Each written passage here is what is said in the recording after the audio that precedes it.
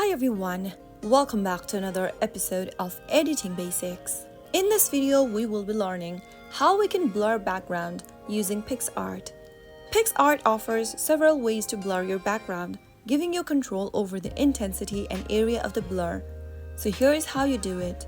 First of all, open up your Picsart application on your mobile device. Once you log into your Picsart account, you will then be able to see this interface. From the My Albums tab at the top, go ahead and select an image you would like to edit. Once you select an image, you will come across this page where you will be able to see several tools displayed at the bottom. Go to the bottom of the screen and tap on the Effects or the FX button. Once you get to this page, click on Blur from the bottom menu. Experiment with different blur effects that is displayed on the screen. Some of the famous effects are Gaussian blur, radial blur, or background blur. In order to blur the background on the image, click on the BG blur option where you can see a little butterfly in it.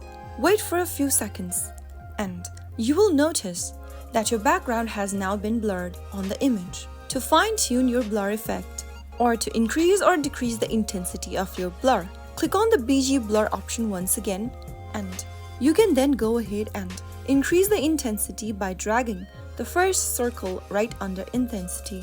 Choose the intensity and then you can also increase edge smoothness by moving the second white dot on the screen. Increase or decrease it according to your preference, and once you are done, you will be able to create background blur using Picsart on one of your images. That way you can create stunning images. To save the change, click on the Apply button at the top right corner, and there you have it. You have successfully blurred background on the selected image using Picsart. You can now download your image or share it with your friends according to your choice. If you found the video to be helpful, go ahead and give us a thumbs up.